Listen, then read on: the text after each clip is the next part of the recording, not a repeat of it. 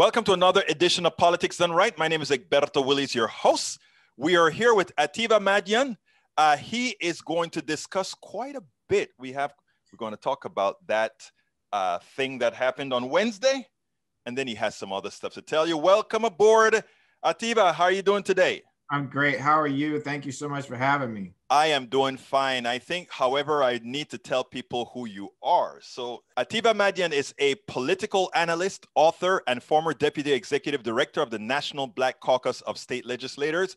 Madyun is one of the Democratic strategists who helped Senator-elect Reverend Raphael Warnock of Georgia. He's a Washington insider and president of Party Politics US. He has been featured and seen in The Hill, Financial Times, and Boston Globe. My friend, I am honored to have you on the show. I know you have a whole lot to talk about. So let's go ahead and start about that ruckus that we had on Wednesday. And I don't call it a ruckus. I call it exactly what it is. The attempt, I'm from Central America.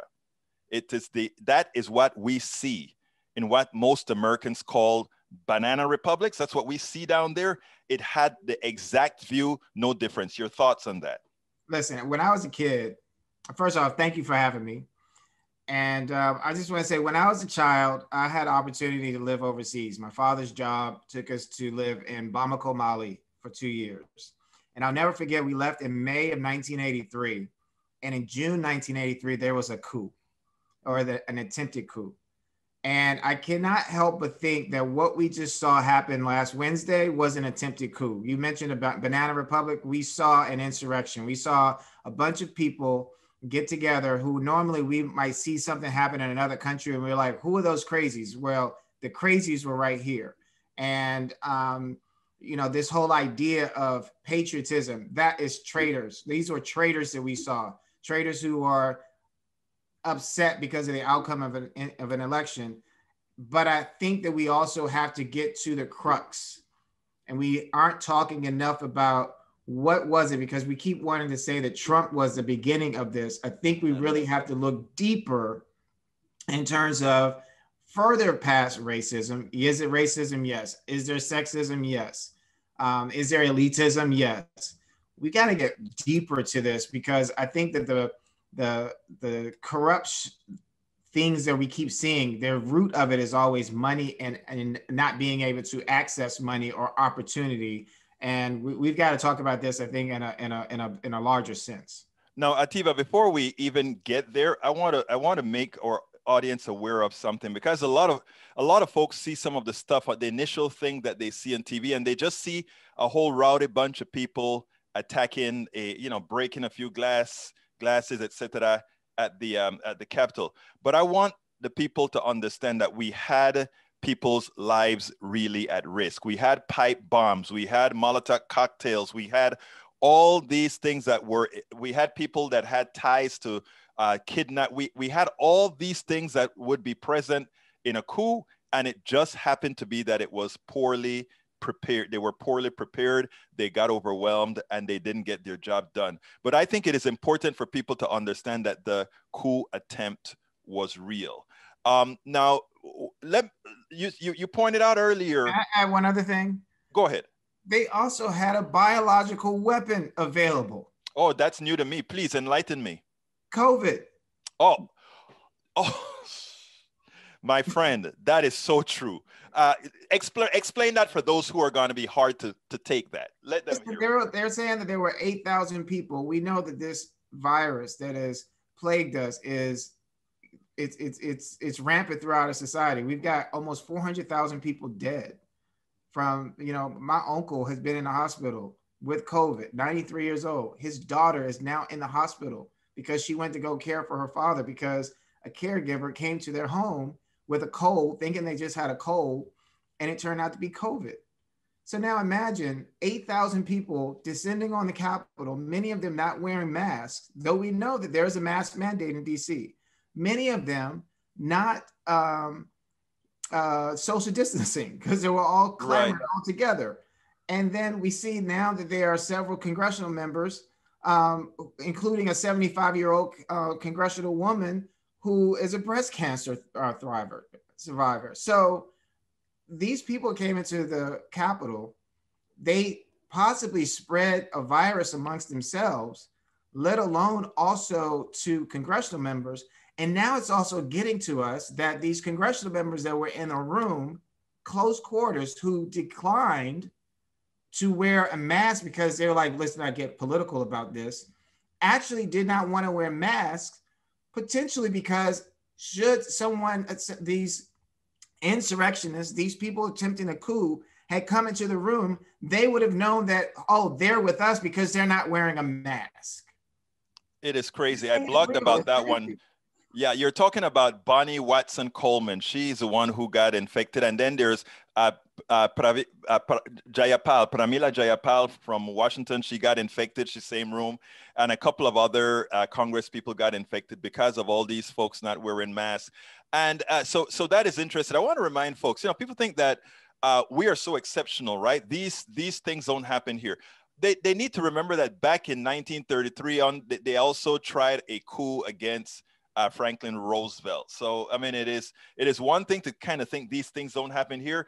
But as you mentioned earlier in your statement, Atiba, you mentioned that a lot of this has to do with money. A lot of this happened to do with certain folks with money making investment to ensure that what they are doing remains preeminent. So I think that is important for people to understand. I blogged about that this morning. Folks can look it up at egbertowillies.com.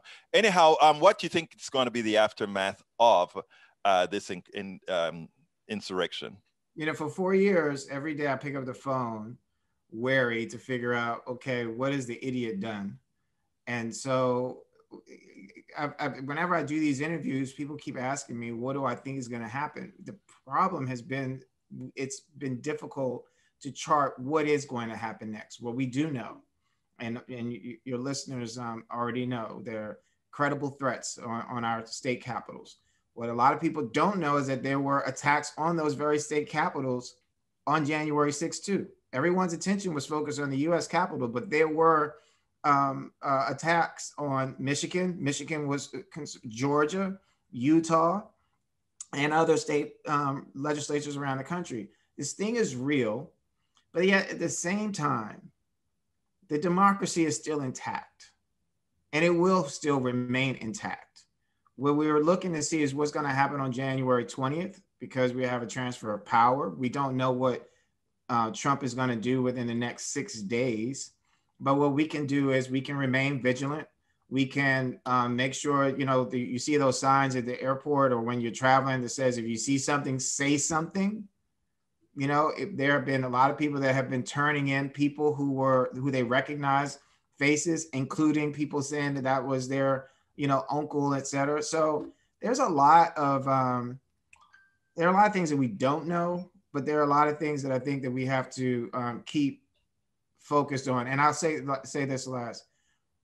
Congressman John Lewis, and we had his former chief of staff on our podcast last night, Chalkboard Conversations. But he wrote in my book 20 years ago, with faith and hope, keep your eyes on the prize. And I'll be honest, as a 28-year-old young man at the time, did not quite grasp exactly what he meant. But over the course of last year, working on the election, working to see where we got to in January 5th, the day before the insurrection, the attempted coup, I have come to understand that it is important for us to keep our faith, keep up the hope, and keep your eyes on the prize. What is the prize? We want to end racism. We want to end sexism. We want to end all these things, but we cannot do that if we continue to allow ourselves to be distracted by those who are trying to hold this country back from moving forward. But we're getting there, and what happens in the dark comes out in the light. What happened on January 6th is come out in the light. We know what our opposition is now. We know we have to go after it and fight it. Now, there's something that was evident. Most or the majority American population, when they saw what was occurring, they immediately saw, oh my God, there's something. They're attacking the Congress, the Capitol. What folks like me saw, I looked at that and I said, how did they get there? How come some of these cops are opening the gates? How comes these cops are being so friendly. Didn't I remember during the BLM protest in DC that there were guards in the streets and they were met with explosives and whatever, shock explosives, etc.? Of course I remember that. America got to see themselves doing wrong and how the police reacted to them versus BLM. What are your thoughts on that? What was your first instinct when you saw it? That brings up a lot of different things. So please let it fly, please. I'm really curious about it. The first thing is the same thing that I started off every call last week with clients. And most of the clients that I report to are white. And I said, yesterday it was a travesty, it was a shame to watch, but you know that and they all finished my sentence, all to a T, Atiba, we know, if they had been Black, this would not have happened. So I think a lot of things are coming out, and it's easier for people to say the very things that we have been saying. For instance, when Black Lives Matter protesters, when all that was going on last year, I got in my car and I drove around that night through Georgetown in Washington, D.C. You know, that's where a lot of our stores are. That's where high-end or higher-end stores. It's where the river is. It's very, nice area. And I am not lying to you. I saw police officers not making themselves present. They were as if they were hiding out, waiting for someone to come, young Black men, as was my assumption, to pounce on them.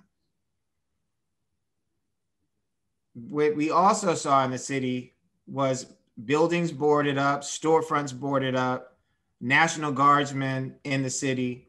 This was before people got to the city. January 6th, they knew that there was going to be people coming to the White House.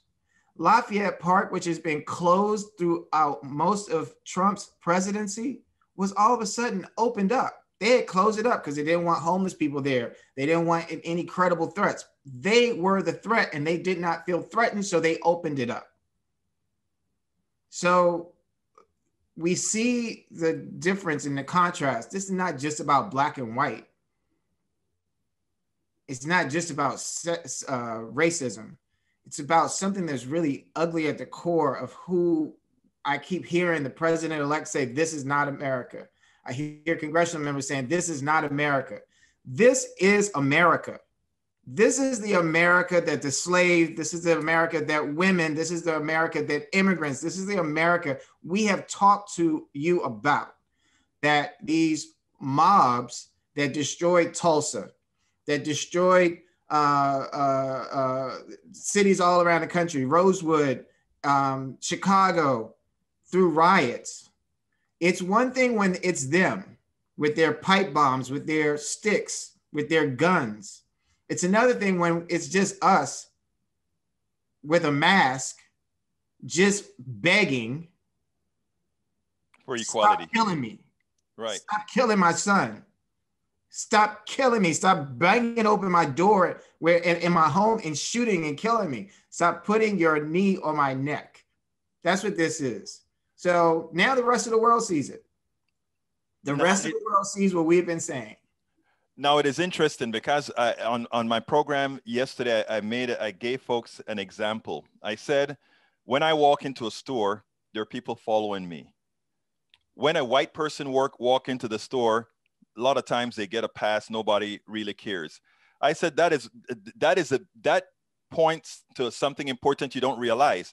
The reason profiling never works is that person who is not profiled understand that they are the ones who can do the crime. And if you ever doubt that, go take a look at all those people that go to court, get a good lawyer as a person of color, where you are able to go to the section that gives probation and look at the people in that section compared to the people who will be heading the jails who've done the same crime. And you'd learn exactly what America is. Yeah. Profiling doesn't work. And profiling is exactly what happened again for this insurrection. They profiled those people that were coming from around the world, either of one things, that they weren't going to be causing enough problems, or that they really wanted them to be successful in the particular problem that they were going to cause. Your thoughts? It's true. It's true. Well, it's up to us to keep telling our story and not wait for someone else to tell it. Like often I hear people, well, they don't talk about this. Well, you talk about it. Make America Great Again became this slogan. It became a slogan because someone kept saying it over and over and over again. Misinformation became the norm because someone kept giving it over and over and over again. So it's up to us to tell the truth. And I think part of that truth is to say, they ain't never been for you. You came to Washington, you came up and you're angry at the wrong people. The people that you need to be angry with are the very people that got you all riled up. And they got you riled up so much because they've been lying to you. They keep promising you about this dream. Well, let us tell you about the dream deferred. They keep telling you that, you know, they're the nightmare, pointing to us. When the nightmare is the people that keep riling you up. It's no different, honestly. Hopefully I can do a good comparison of the white citizen councils in the South and the KKK. The white citizen council, those were the ones who had the money. The KKK, those were the ones who were, you know, the sheriffs, the police chiefs, etc. The white citizen council, they didn't necessarily have to wear a hood because they were hiding behind their money. They were the ones who were riling up the KKK and the Sheets to go out and do their damage, to be the mob. That's what you saw happen, in my opinion, on January 6th.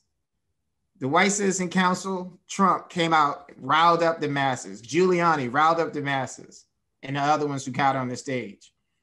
But the KKK decided we're not going to wear our hoods anymore. We're not even going to wear our masks because that's a political statement. We want you to see us. Thank you, because now your picture and your faces are everywhere. You can't even get on a plane in some cases. That is what's so funny. They're not all that smart because now the same person who sent them all out is getting them all arrested, is getting them, they're all getting records and their lives are forever changed. Now, let me, we're kind of getting close to in this thing. So let's talk a little bit about party politics. So tell me a little bit about what you do and then tell me a little bit about your book. Sure. So party politics was the idea that was started hanging out with some friends in 2009, 2010, not too long after Obama was president, because we had this Tea Party. So you want to talk about insurrection? You had an insurrection within the Republican Party of the Tea Party. And it became this thing where the parties weren't talking to each other. It was a bigger split between the Republicans and the Democrats, even though that was going on way before, thanks to Newt Gingrich and some others. And the idea was, how do you bring people together from different sides, whether it was religious, sexual orientation, national origin, together? And the way that you see behind me, it says party politics. It was, how do you put the party before the politics? So how do you make it fun, attract people together to have these conversations? And the party is a play on words. You know, people often think of party politics as being divisive. It was, how do we make party politics become inclusive? So I'll just give you an example. Back in February 26th of 2020, before everything got shut down, thanks to Coca-Cola, we hosted an event at L2 Lounge in Georgetown in Washington, D.C., a very nice, beautiful, posh place. We invited people. We had Joe Claire, who was a radio personality, to host it. And we showed a movie by the film director, amazing film, Minyote Kabebe, who did a film called What Happened to Chocolate City. And it talks about gentrification.